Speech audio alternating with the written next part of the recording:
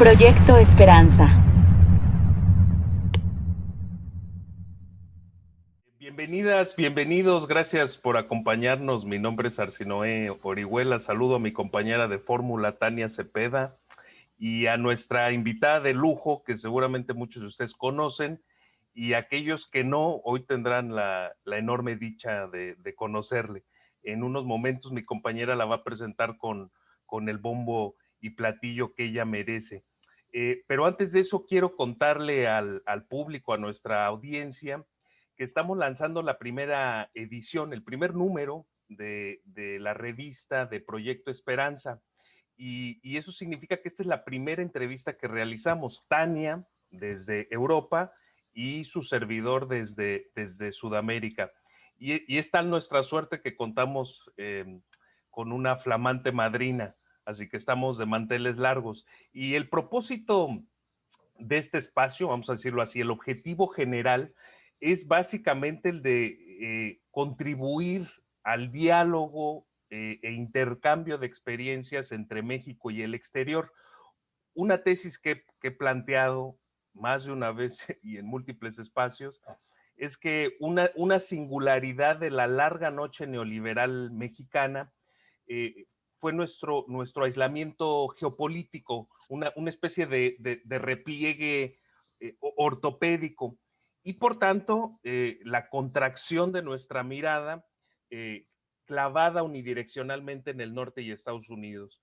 Y eso ha tenido consecuencias nefastas que no tenemos tiempo de inventariar, pero sí insistir que urge que nuestro país restaure la perspectiva regional e internacional que históricamente nos caracterizó. Y esa es la modesta aportación, contribución a la que aspira este esfuerzo. Y en esta primera ocasión y en atención a la coyuntura electoral en México, decidimos tratar un tema que tiene una tremenda incidencia muy lesiva en nuestra región y nuestro país, que es el llamado lawfare o guerra jurídica, que como bien documenta nuestra invitada, es una nueva forma de golpismo eh, y cuyo principal teatro de operaciones es América Latina. Allí radica su relevancia. Entonces, el tema a tratar en esta ocasión es el lawfare, el gobierno de Andrés Manuel López Obrador, en el preámbulo de las elecciones intermedias 2021. Tania, compañera, adelante. Gracias, Arsi. Gracias a todos por estar aquí en esta primera edición. Y bueno, tenemos el gusto de tener a Aranza Tirado. Ella es politóloga, es maestra y doctora en estudios latinoamericanos por la UNAM. También es doctora en Relaciones Internacionales y profesora asociada en la Universidad Autónoma de Barcelona. Voy a cerrar diciendo que gran amiga de México. Gracias por acompañarnos, Aranza. Recientemente publicaste tu libro, El lawfare, Golpes de Estado en nombre de la ley, y allí explicas cómo el derecho interno, sobre todo de las repúblicas latinoamericanas, ha sido infiltrado por grupos de poder nacionales e internacionales y cómo estos grupos e intereses tuercen la ley para emprender campañas de persecución judicial con motivos políticos y básicamente con dos propósitos. Uno, la anulación política de liderazgos o líderes populares en la región y dos, la conservación y expansión de la influencia estadounidense en territorio latinoamericano a través del control de jueces y tribunales. Y yo sé que inclusive ahí en tu texto dices que esto a menudo te gana la etiqueta de conspiranoide y bien señalas que eso se explica entre otras cosas porque mucha gente no entiende cómo funciona realmente el poder y especialmente el poder en el ámbito de las relaciones internacionales. Entonces yo te pregunto, ¿qué episodios recientes en la región permiten dar cuenta de que no se trata apenas de alguna conjura mental y sí de un fenómeno real, concreto e insidiosamente tangible? Bueno, pues hay tres ejemplos totalmente emblemáticos de lo que es el lawfare y su aplicación en América Latina y el Caribe, ¿no? Siempre digo América Latina y el Caribe como región.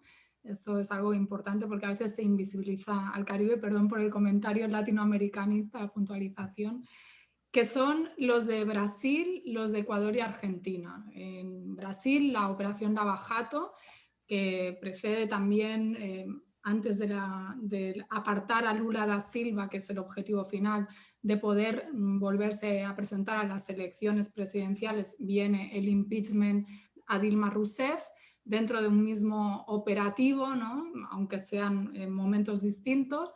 Todo ello con el objeto de impedir que el Partido de los Trabajadores siguiera gobernando y con una visualización muy clara de los intereses geopolíticos por parte de Estados Unidos, ¿no? que se expresa también en documentos filtrados por Wikileaks, donde el ex embajador estadounidense pues habla abiertamente del interés de que las reservas petrolíferas descubiertas por Brasil en el Presal fueran gestionadas no solamente por Petrobras, por la petrolera brasileña, sino que también pudiera tener intervención el capital estadounidense, y de ahí toda esta operación, ¿no? Junto a otros elementos.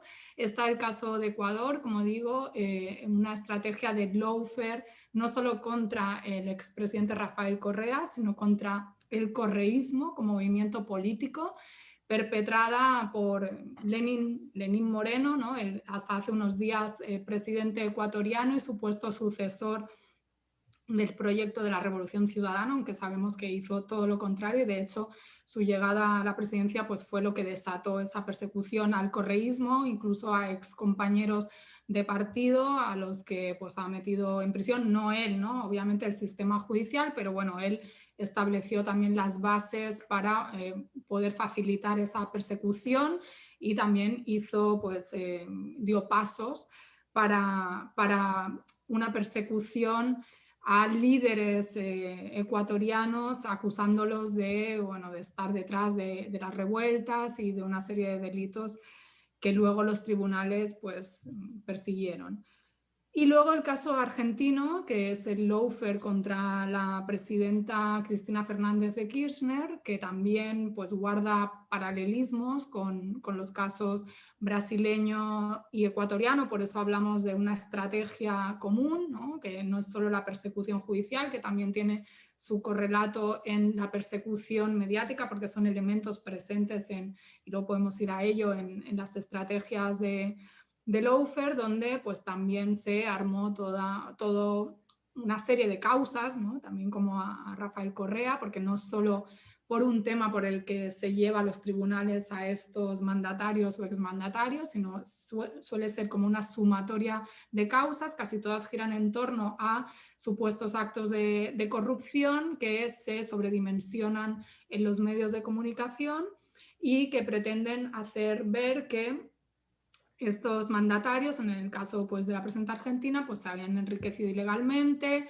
o habían tomado decisiones en el ejercicio de su poder de manera pues incluso contraria a la ley, ¿no? Aunque fueran decisiones que estaban enmarcadas dentro de sus responsabilidades como presidenta de la nación, y esto es algo que encontramos, ¿no? En casi todos los casos, que es armar causas que no se sostienen muy bien jurídicamente, pero que se pueden sostener mediáticamente, y aunque luego caigan, como ha sido el caso de Lula, ¿no? Recientemente, o incluso en el caso de Cristina Fernández, que varias de esas causas han caído, queda ya en el imaginario colectivo la idea de que estos mandatarios pues están salpicados por una sombra de sospecha que los vincula a casos de corrupción o a un ejercicio del poder pues autoritario o fuera de la norma de lo que debería de ser, etcétera. Y creo que estos tres casos, y sobre todo el hecho de que poco a poco se vayan desmontando esas causas que se crearon en un momento muy específico, ¿no? Siempre coincidiendo con o bien procesos electorales para evitar, como en el caso de Lula, o bien con la salida del poder para impedir que esos mandatarios pudieran seguir presentándose, esos movimientos, cuando se ve que esas causas se están revirtiendo, podemos darnos cuenta de que efectivamente hay más de construcción que no de realidad, lo cual nos lleva pues, a comprobar en la realidad que efectivamente no estamos locos al hablar de lawfare, de persecución judicial, no estamos locos al denunciar que hay poderes del sistema judicial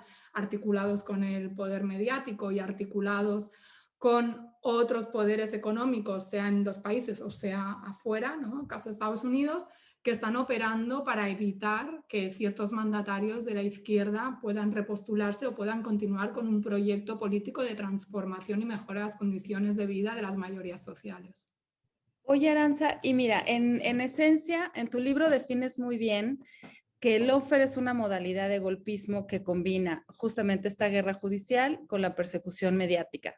Para los que queremos entender mejor, en términos específicos, ¿cómo lo distinguimos de un golpe de Estado normal, tradicional? Bueno, precisamente por esta combinación de tácticas que no olvidemos que se insertan en una lógica militar, porque de hecho el lawfare es un concepto que proviene del ámbito militar. Es un general estadounidense, George Dunlap, el que pone sobre el tapete y difunde y vuelve, digamos, famoso este término, que no es el primero, este señor el que lo utiliza, pero sí contribuye a popularizarlo y a darle cierta acepción que tiene hoy en día. Y esto nos da pistas acerca de qué hay detrás del lawfare. Lo que hay detrás del lawfare es una táctica de carácter militar que tiene como propósito subvertir la voluntad, la soberanía popular, ¿no? en las votaciones, en las democracias liberales, a base de la combinación de diferentes elementos. ¿Y qué lo diferencia de un golpismo clásico? En que el elemento del golpe militar, con militares presentes haciendo un pronunciamiento o físicamente yendo al Palacio de Gobierno y sacando a un mandatario o yendo a secuestrarlo a su casa o a detenerlo, ¿no? Como fue el caso de Mercelaya en Honduras, eso está mucho más sutil, ¿no? Está en la planificación. Por supuesto, esto es muy difícil de demostrar, ¿no? Porque tendríamos que tener en un futuro seguramente documentos desclasificados o filtraciones de documentos como pues, Wikileaks nos permiten en algunos casos seguir pistas, pero establecer que hubo un documento o una decisión donde Estados Unidos dijo vamos a dar un golpe contra Lula da Silva bajo el parámetro del lawfare, pues es mucho más difícil.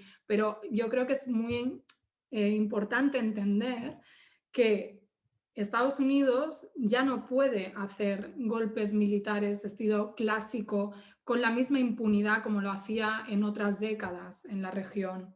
Porque hoy en día, para bien o para mal, hay una información alternativa a través de las redes sociales que también se usan, ¿no? para el lawfare, para la demonización, persecución y generar realidades virtuales paralelas, pero por el otro lado también sirven para a veces romper cercos mediáticos y porque también hay ya una experiencia, ¿no? de los pueblos, estamos en otro momento distinto. Entonces, yo creo que ellos, sus analistas, se han dado cuenta, y de hecho de ahí viene el lawfare, que se podía usar la ley para neutralizar o derrocar a enemigos políticos bajo la apariencia de respeto a la legalidad. Y esto es lo importante, ¿no? En sociedades avanzadas que cada vez tienen más exigencias sobre las vulneraciones a derechos humanos, sobre el respeto a la ley, sobre la necesidad, ¿no? al menos formal, de defender el Estado de Derecho y todo eso, con lo que ellos se llenan la boca, pues es mucho más funcional venderte como defensor de la democracia, defensor de la lucha anticorrupción, porque eso también va en lawfare, defensor de los derechos humanos, defensor de la legalidad para aniquilar a tu enemigo. antes que ir a invadir. Esto no quiere decir que no se utilicen metodologías que conectan con un golpismo más clásico, porque hemos visto lo que sucedió en Bolivia a finales de 2019, pero ese golpe de Estado, por ejemplo, no acabó bien para los intereses de los golpistas, ¿no? Finalmente tuvieron que recular y acabar permitiendo la convocatoria de nuevas elecciones. Entonces, por eso, en un escenario más difícil, Estados Unidos tiene que innovar, y de ahí esa sofisticación de tácticas militares para los mismos objetivos estratégicos. Quizás decir que es un golpe de Estado, así con todas las letras, puede parecer como muy exagerado. Hay quien diría que el lawfare es una parte del golpismo blando, ¿no? Como las revoluciones de colores, estas maneras de desestabilización más sutil. Pero si vemos los efectos, al fin y al cabo están teniendo el mismo resultado que un golpe de Estado clásico, solo que cómo se ha cometido ese crimen no es tan visible a nuestros ojos y nos lo están poniendo delante, pero pasa desapercibido precisamente por esos mecanismos de dominación, de control sutiles bajo una apariencia legal y democrática, bajo los que se parapeta el asesino, ¿no? El que perpetra el lawfare, y que le permiten, si no hubiera nadie que lo denunciara, pues ejecutar su crimen sin dejar huella aparentemente. Pero resulta que, bueno, pues hay gente que se ha dado a la tarea de decir, no, esto, perdón, ¿no? Estos elementos que estamos observando en diferentes partes nos permiten entender que hay una línea de continuidad, que hay una teorización, que se están aplicando estos métodos de determinada manera y nos permiten hablar de lawfare en estos casos, en otros casos no. También hay que decirlo. Claro, sería como una especie de variante de golpe militar sin uso de la fuerza militar, pero los objetivos son típicamente militares, ¿no? Porque apuesta a la aniquilación del enemigo, aniquilación política y si es posible, aniquilación física, ¿no? Pero como bien dices, el golpe de Estado tradicional, con base en el uso de la fuerza militar, perdió mucha credibilidad, sobre todo con las juntas militares en Sudamérica. El caso argentino es muy emblemático, y evidentemente también el desgaste que sufrieron los militares en Chile. Ahora, sostienes que uno de los objetivos prioritarios del lawfare es el debilitamiento político electoral de ciertas formaciones políticas adversas a Estados Unidos. Ahora, en el caso de Venezuela es muy evidente ese desencuentro, ¿no? Eh, pero ¿qué explica que se haya ensayado el lawfare en países como Honduras, Ecuador, Bolivia, Paraguay, eh, Argentina, Brasil y, como bien documentas, México? Si en estos países las desavenencias con Estados Unidos no son tan evidentes, es decir, a veces uno lo piensa y es como si desde los centros de poder y autoridad en Estados Unidos dijeran ni chavismo, ni lulismo, ni obradorismo, sino todo lo contrario. Bueno, yo creo que pensar que porque los países latinoamericanos no tengan una política abierta de confrontación con Estados Unidos, no hay un choque de intereses, es ingenuo. O sea, uno puede, es como, Estados Unidos es como el grandullón de la clase, y uno puede tratar de no confrontar con él para no buscarse problemas, pero él ejerce su dominio y él tiene clarísimo que él manda o debe de mandar en el hemisferio occidental, como ellos lo llaman, ¿no? En todo lo que sería el continente latinoamericano, caribeño, junto con Estados Unidos y Canadá, en toda América, porque él es el hegemón mundial y, por supuesto, su ejercicio del poder se expande sobre todo en lo que es su reserva estratégica, como la llamó el Che Guevara, que no olvidemos, América Latina y el Caribe tiene, para empezar, en Venezuela las principales reservas probadas de petróleo del mundo, ¿no? De ahí también se puede entender esta confrontación con Venezuela en el momento en que llega al poder un mandatario que decide que se van a gastar o a distribuir esos recursos y sus beneficios de manera soberana, ¿no? No como antes hacían otros presidentes del país. tiene tierras raras, tiene el litio, muy protagonista el litio, ¿no? En el golpe de Estado en Bolivia, tiene reservas de agua de las principales del planeta, agua dulce, tiene biodiversidad, ¿no? Que es parte del futuro en la ingeniería genética. O sea, América Latina y el Caribe es un continente sumamente rico.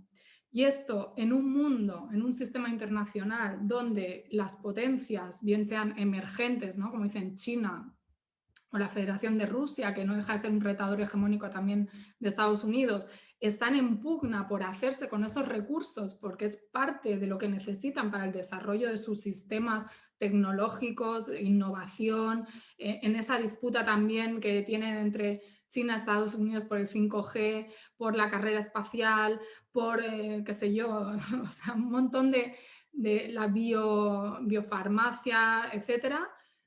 Ni se diga, ¿no? El tema del coronavirus y las vacunas, también la disputa geopolítica que hay ahí. Pues en este contexto está claro que Estados Unidos no va a dejar de ejercer, de tratar de ejercer esa influencia y de garantizar una presencia en unos mercados donde ya desde hace años China está penetrando en América Latina y el Caribe. China ya es el primer socio comercial, el segundo en muchos países latinoamericanos, sean de izquierdas, de derechas, etc. Entonces, ¿por qué puede haber un lawfare en países que a priori podemos pensar que no tienen una confrontación abierta con Estados Unidos? Porque caso de México, ¿no? Hay un nivel de interdependencia asimétrica, como dirían algunos autores, o sea, de dependencia asimétrica y también de interdependencia, efectivamente, tanto de México hacia Estados Unidos, pero también de Estados Unidos hacia México, ¿no? Y no solo por el TEMEC, el antiguo Telecán, sino por muchos aspectos que tienen que ver con la seguridad, la frontera, la demografía, la cantidad, los millones de mexicanos o personas de origen mexicano que viven en Estados Unidos. Es una fuente también de política muy grande, ¿no? O sea, ¿qué pasaría si todos esos mexicanos tomaran conciencia de su potencial y pudieran ejercer sus derechos y votar todos o organizarse en una lógica antiimperialista dentro del territorio de Estados Unidos? O sea, hay muchos elementos que permiten ver que, por ejemplo, México es sumamente importante para Estados Unidos. Estados Unidos no puede permitirse que lo que pasa en México no esté bajo su control. Pensemos todas las agencias de inteligencia estadounidense que operan en México. Pensemos en la penetración, ¿no? Sobre todo en anteriores administraciones, de funcionarios estadounidenses de inteligencia y militares, etcétera, en las Fuerzas Armadas mexicanas, su participación en operativos, sea abierta o encubierta. Y esto también compromete mucho la soberanía, pero es que no pasa solo en México, ¿no? Pasa en todos los países de América Latina y eso es uno de los elementos presentes en el lawfare y que ha permitido también su aplicación, que es toda esta injerencia vía toda la supuesta cooperación judicial, pero que no es solo judicial, ¿no? Que viene de larga data, que es toda la ayuda, entre comillas también, que Estados Unidos se presta gustosamente a dar a América Latina para decirle cómo tiene que ser su Estado, cómo tiene que ser su sistema judicial, cómo tiene que ser su economía. Pero claro, sabemos que estos son unas ayudas condicionadas a que los países latinoamericanos y caribeños que están en una situación de debilidad, no solo frente a Estados Unidos, sino en un sistema internacional donde hay unos países que dominan y otros son dominados, donde hay unas relaciones de poder asimétricas, una división internacional del trabajo, unos rezagos que vienen de la época colonial, etcétera, y una falta de democracia, al fin y al cabo, ¿no? Porque no hay democracia en el sistema internacional, hay que decirlo claramente. Pues todo esto hace que esos países sean sumamente dependientes y estén en cierto modo, pues también hay que decirlo claramente, chantajeados, porque no hay más que recorrer la historia reciente del continente y pensar en la cantidad de golpes de Estado o desestabilizaciones por parte de Estados Unidos contra gobiernos de izquierda en América Latina y el Caribe. Pues es que la lista es inmensa, ¿no? Entonces, y a lo mejor esos gobernantes no tenían intención de confrontar, ¿no? Como fue el caso de la Revolución Cubana, que pues al principio ellos no querían confrontar con Estados Unidos, pero inevitablemente viene un choque, porque si hay un país que tiene presencia económica, negocios y monopolios y considera que la llegada al poder de un mandatario, incluso que esto es lo gracioso, entre comillas, del lawfare, que hay mandatarios que para alguna izquierda muy radical no son iguales que los otros, ¿no? Que Lula pues, no está haciendo nada muy diferente a lo que había hecho la derecha antes, o incluso ahora en México, ¿no? Que piensan que López Obrador pues, es prácticamente lo mismo, que gobierne el PAN o el PRI, etcétera. Pero aún así, para Estados Unidos está el factor de no poder controlar por completo a esos mandatarios. Por tanto, el reformismo, incluso aunque fuera algo socialdemócrata o el tibio reformismo para algunos, es revolucionario en el contexto latinoamericano porque implica la gestión soberana de unos recursos, y eso es algo que Estados Unidos no puede permitir, aunque tengan toda la buena intención del mundo los países de América Latina, aunque tengan toda la razón y el derecho, ¿no? a ejercer la soberanía sobre sus recursos, más cuando tienen el mandato de sus pueblos, porque tienen el mandato electoral además, ¿no? Pero ni siquiera eso es suficiente. Por tanto, yo creo que bueno, hay que entender que ese lawfare se va a aplicar contra todo mandatario que estorbe cuando sea necesario, y no es solo un debilitamiento político electoral, es algo mucho más profundo, es un cuestionamiento de la soberanía, es un impedimento del ejercicio del poder soberano de los países de América Latina y el Caribe. Ahora que tocas México, vamos a detenernos ahí un poquitín. Recordemos lo que pasa en el 18, esta insurrección electoral, una jornada histórica, 30 y tantos millones de mexicanos en las calles inundando su apoyo a Andrés Manuel López Obrador. Pero venimos de el 2006, ¿no? De un Felipe Calderón que deja el país bañado en sangre, fosas comunes, y antes el desafuero. ¿Qué elementos crees tú que permiten caracterizar esto como un intento de golpe de Estado en nombre de la ley? Pues mira, yo en el libro pongo el caso precisamente del desafuero como el caso precursor del lawfare, aunque se dio en un momento en que todavía no se había popularizado el término, al menos para aplicarlo a América Latina y el Caribe. Y quizás es un poco arriesgado, porque yo no se lo he leído a nadie, que el desafuero sea el primer caso del lawfare. Es algo que yo he llegado a esa conclusión observando. ¿Qué sucedió? Pues sucedió, y qué elementos podemos decir que permiten hablar de lawfare en ese caso. Pues primero la generación de la causa, ¿no? Que es totalmente absurda. Es decir, que en este caso no es un presidente, pero es un jefe de gobierno de una de las principales ciudades de América Latina y del mundo, ¿no? En volumen de personas y con todo el peso político y todo lo que implica México en lógica geopolítica para Estados Unidos, ¿no? Lo que estábamos hablando, que le montan una causa porque hay una calle que da a un hospital, y entonces hay un litigio por algo tan absurdo, por decirlo así, y bueno, y de ahí se arma todo este intento, que al fin y al cabo sabemos que y está documentado y está hasta confesado por los ejecutores y por también digamos, los responsables intelectuales de ese lawfare contra López Obrador, para evitar que se presente a las elecciones, porque se sabía, como en el caso de Lula, después, que tenía un respaldo en las encuestas altísimo, y por eso tuvieron que hacerle dos presuntos, voy a decir presuntos, fraudes a López Obrador, y ya finalmente pues tuvieron que reconocer que el respaldo, como tú decías, fue tan masivo que ya no podían seguir, ¿no? Con esa estrategia tan típica del priismo. Entonces, ese elemento de evitar que este mandatario llegue a presentarse a las elecciones, porque puede ser un peligro, porque hay unos intereses geopolíticos de por medio claves, ¿no? Por parte de Estados Unidos en alianza con las élites locales, ¿no? Que tienen unos intereses tan imbricadas claramente, ¿no? Esto solo hay que leer el libro de Jeff Foe, de La guerra global de clases, que a mí me lo sugirió y me lo hizo leer mi tutor en la UNAM, John Sachs Fernández, para ver, ¿no? Esos vínculos entre las élites mexicanas, estadounidenses y canadienses que se expresan en por qué se hace el Tratado de Libre Comercio, pero que van más allá.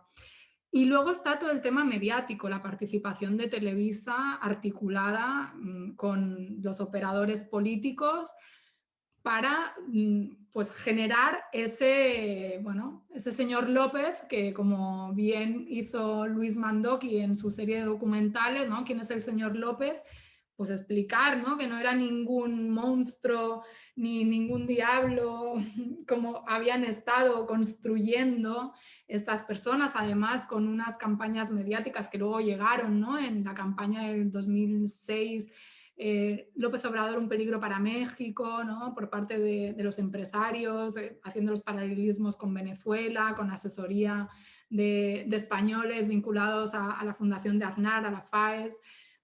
Es decir, todos estos intereses mediáticos, políticos, de élites, geopolíticos, son elementos que nos permiten pensar en que López Obrador pues, fue víctima de una persecución judicial que tenía una finalidad de subversión geopolítica o de injerencia geopolítica en la democracia incipiente, ¿no? Si es que ya era México una democracia, ¿no? Que ese es un debate que podríamos tener otro día.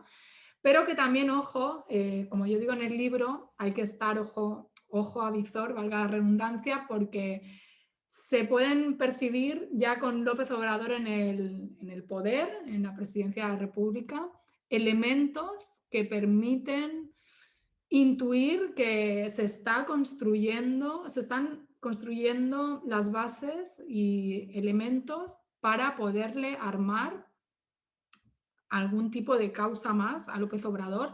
Hay varios motivos, ¿no? Pero uno que yo pongo, que es el tema este de los niños y las quimioterapias y los padres que demandan no solo a López Obrador, ¿no? Al titular también de la Secretaría de Salud Pública, me parece que es muy curioso, ¿no? Porque el otro día también que salió esta famosa carta que generó tanta polémica de un articulista, no recuerdo ahora el medio, que era como ya Chale o algo así, no sé si Vas carnal. ¿Cómo? Vas carnal, ¿no? Vas carnal. Bueno, esta carta justo también mencionaba el tema de los niños y las quimioterapias, ¿no? Entonces, esto lo hemos estado observando cómo sistemáticamente van poniendo, ¿no? En los medios esta idea de la responsabilidad, supuesta responsabilidad que tendría el presidente López Obrador en la dejación de tratamiento de estos niños por una ley, ¿no? que saca el gobierno para empezar a comprar los medicamentos de otra manera. Y creo que la mañanera del otro día también habló sobre el tema de los medicamentos. O sea, sin ponernos paranoides ni demasiado suspicaces, pero viendo cómo este tipo de cosas se van armando, no nacen de un día para otro, ¿no? Hay unos elementos que están ahí, pues pudiéramos sospechar que por este caso o por otras causas que se puedan armar, tendría que cuidarse también López Obrador.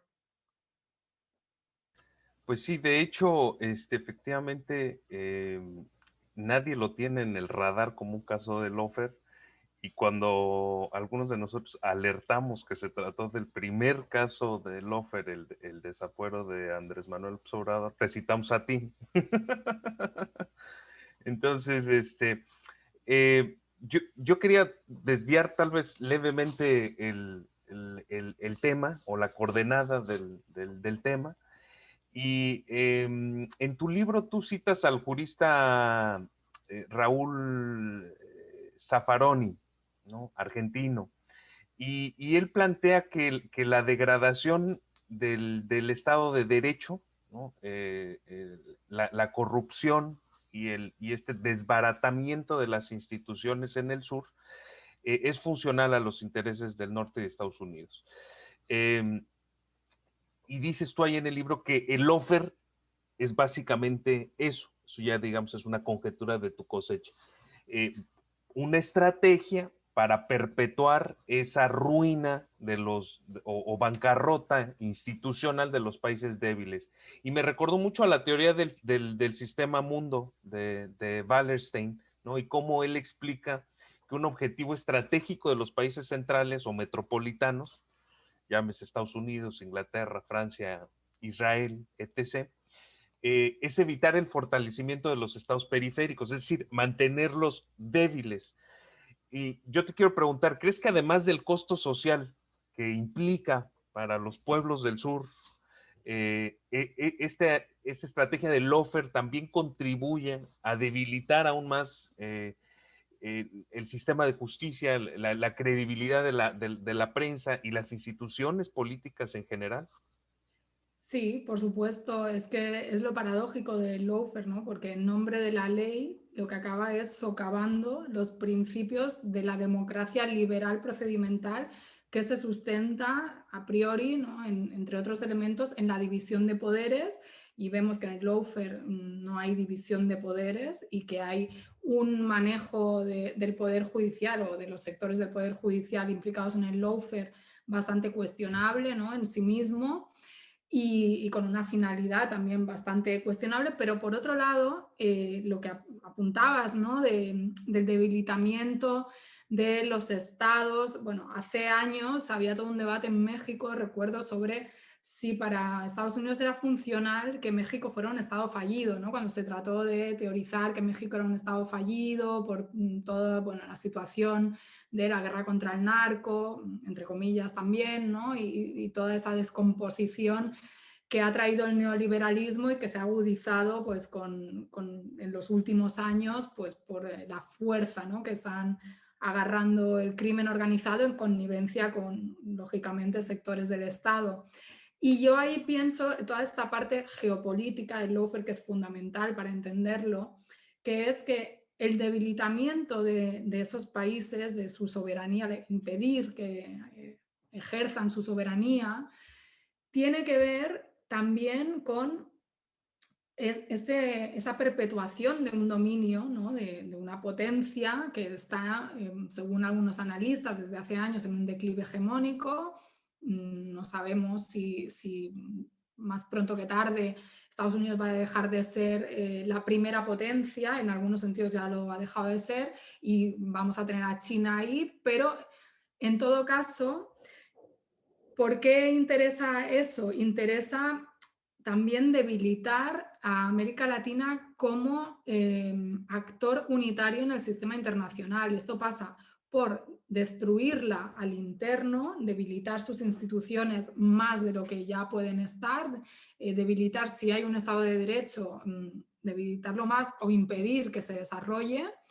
Y algo muy importante que es la ruptura de coaliciones entre los países de América Latina y el Caribe que, recordemos, ¿qué sucede en el mapa regional? Venimos de unos años de crisis de la deuda, de políticas neoliberales, políticas de ajuste, consenso de Washington, etcétera, ¿no? Esa década perdida de los pueblos latinoamericanos y caribeños que empieza a revertirse a raíz de un punto de inflexión que es, bueno, se puede establecer, ¿no? Si la irrupción del zapatismo empieza a cambiar algunas cosas, pero bueno, en lo institucional, Hugo Chávez gana las elecciones en el año 98 y a raíz de ahí hay coincidentemente pues toda una serie de gobiernos de izquierda progresistas, etc. ¿Qué hace Hugo Chávez? Tiene una política exterior sumamente activa que pone el petróleo al servicio del motor de la integración y la concertación regional, como había hecho Venezuela antes, porque siempre Venezuela en su política exterior había utilizado el petróleo, y no es que es algo que se ha inventado Chávez para comprar el resto de países, ¿no? Como se ha dicho, sino, bueno, pone el petróleo al servicio de solucionar sus propios problemas internos y también pues de tratar de ayudar a países del Caribe, tratar de, bueno, de generosamente también tener una visión de continente. ¿Por qué? Porque Chávez era un militar con una visión geopolítica contrahegemónica que permite la construcción, el diseño y la implementación de mecanismos de integración o concertación como el ALBA-TCP, como la UNASUR o como la CELAC, que son tan importantes, y su importancia está más que clara cuando vemos que la derecha, cuando gana posiciones en los últimos años en América Latina, lo primero que hace es tratar de desmantelarlos, ¿no? Bien sea congelándolos de facto, como la CELAC, desmontándolos, como la UNASUR, o bueno, con la guerra que le hacen a Venezuela para impedir que ese motor regional del ALBA-TCP, con una lógica además anticapitalista, pueda funcionar. Entonces, esas coaliciones que ponen a América Latina y el Caribe en el mapa como un actor geopolítico con fuerza, con una voz unitaria dentro de su diversidad y dentro de sus diferencias, ojo, nada fácil, esto no interesa a Estados Unidos. Por eso crean la Alianza del Pacífico, por eso tratan de reflotar la OEA, por eso, bueno, todo el embiste contra estos gobiernos de izquierda. Entonces, esto es muy importante porque no es solo destruir a esos países en sí, sino destruir las posibilidades de que esos países puedan completar un anhelo que viene desde las épocas de la independencia, desde los sectores más conscientes y latinoamericanistas del continente, que ha sido la integración de América Latina y del Caribe, ¿no? Yo creo que es una bandera que toda izquierda latinoamericana debería enarbolar, porque es garantía de que una zona dependiente bueno, que ha llegado al sistema internacional en una situación determinada de estar relegada, ¿no? Y de estar un poco bastante sometida a lo que otras potencias han querido hacer, ¿no? Con sus recursos, con su fuerza de trabajo, con todo, ¿no? Porque son sociedades pues, que incluso el colonialismo o el neocolonialismo todavía está vigente en las estructuras sociales en pleno siglo XXI, pues tratar de impedir eso es fundamental, y por eso el lawfare, y por eso la guerra híbrida contra Venezuela, y por eso el golpe contra Evo Morales, y por eso cualquier intento de abortar alternativas y de debilitar, por supuesto, a lo que ellos conceptualizan, no sé si el enemigo, a lo mejor no es el enemigo, pero sí es una fuente de inestabilidad, cuando menos. Y entonces es un lugar que tienen que controlar y que tiene que estar bajo su dominio. Y bueno, pues por eso tenemos el Comando Sur, y por eso está la Cuarta Flota, y por eso hay todos estos programas de cooperación, y por eso Estados Unidos se siente con la potestad de decidir pues cuál tiene que ser el sistema judicial o el sistema penal en determinados países de América Latina.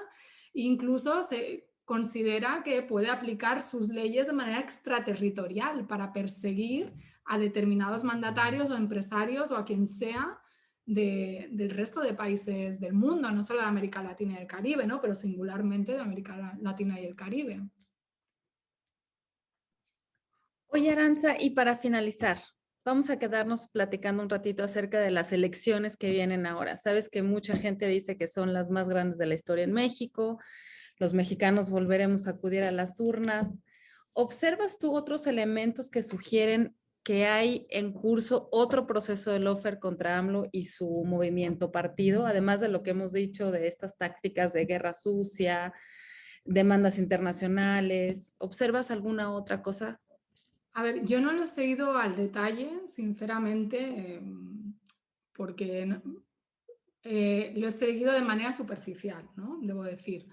Pero sí he visto algunos movimientos en el Instituto Nacional Electoral que me parecen curiosos, cuando menos. Y el otro día justo estaba leyendo un artículo de una amiga, profesora de la UACM, Milay Burgos Matamoros, y profesora también de la UNAM de Derecho, donde ella hablaba de la hipótesis del lawfare y estas elecciones municipales, ¿no? Que son las que vienen, y el papel que está teniendo el Instituto Nacional Electoral, pues parece ser que subvirtiendo, cambiando las reglas del juego, y me corrigen si me equivoco, pues prácticamente en el último momento, ¿no?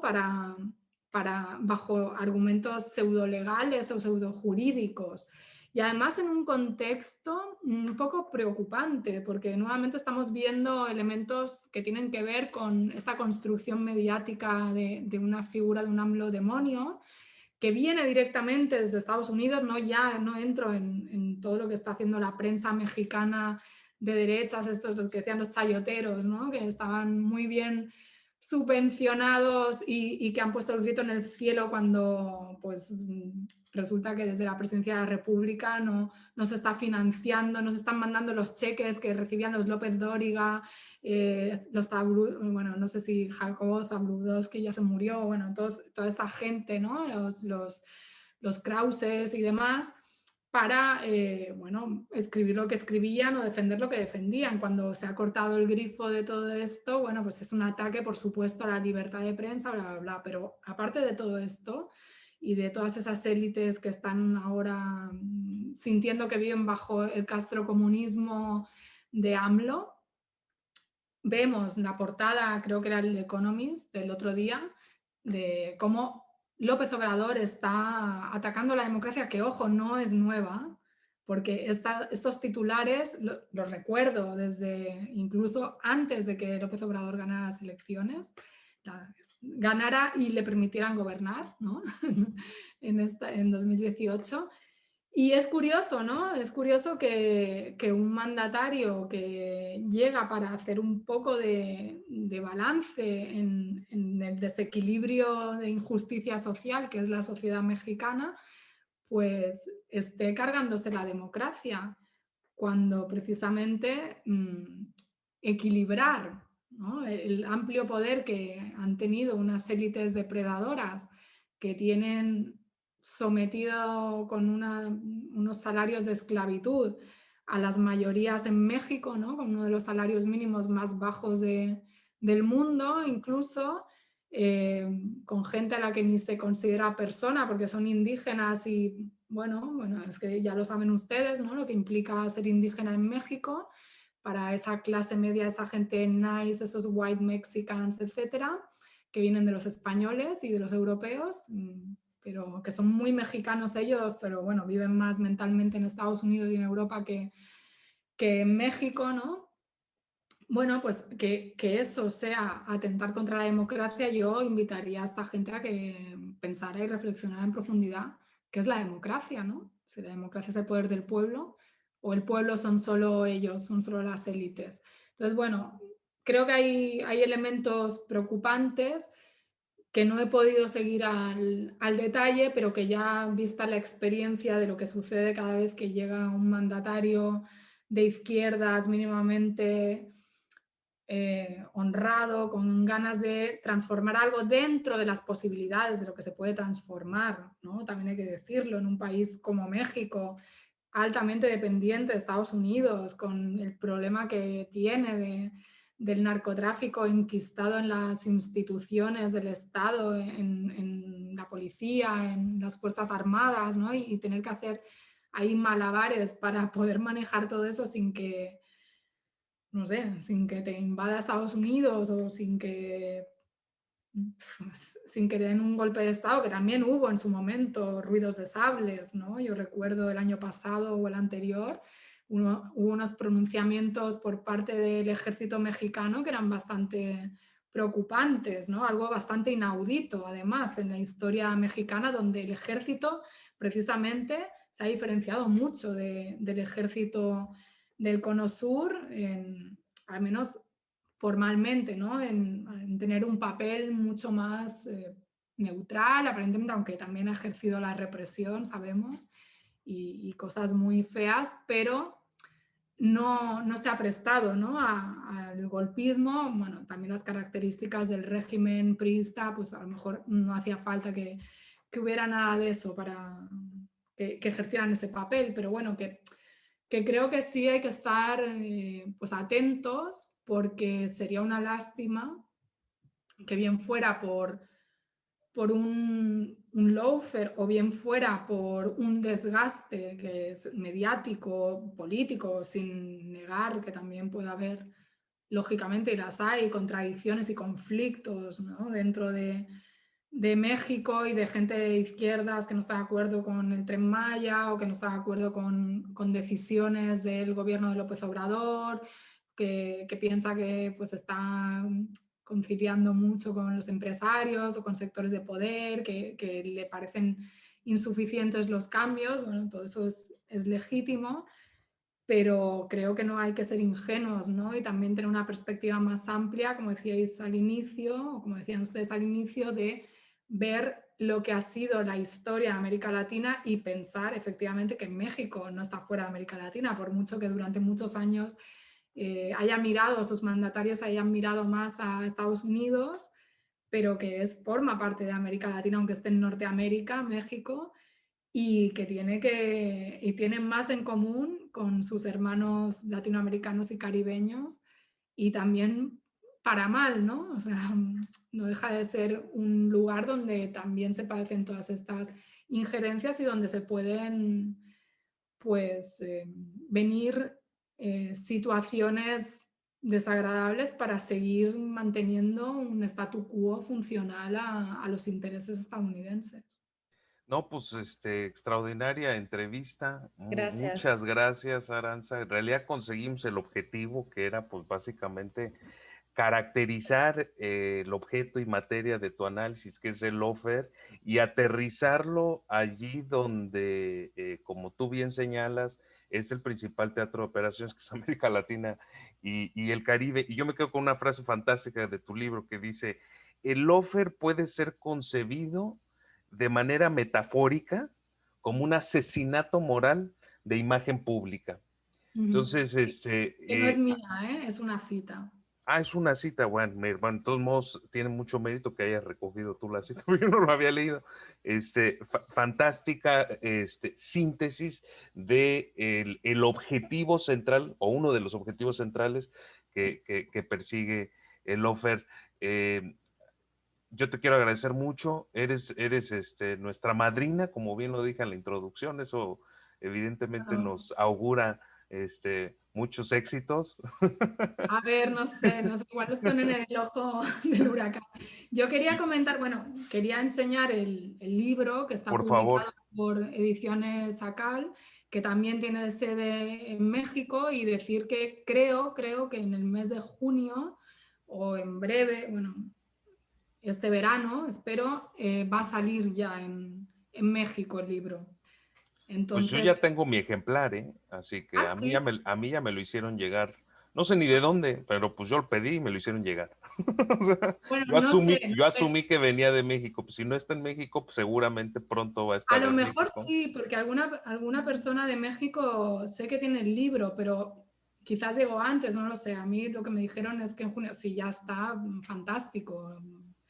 Pero bueno. Pero sí recomiendo ampliamente su lectura, es extraordinariamente didáctico y pedagógico, y es fundamental esa lectura para entender los tiempos que corren y la turbulencia de nuestra región y el mundo. Otra vez, muchas gracias, Aranza, por Gracias, Aranza. acompañarnos Te en esta vamos a entrevista. hacer comprometer para que vuelvas Sí, en sí, algún sí, sí. momento. Que se pongan las cosas interesantes, te volvemos a llamar. Pues aquí a la orden. Mil gracias. Gracias, Aranza. Hasta Gracias luego. a todos. Proyecto Esperanza.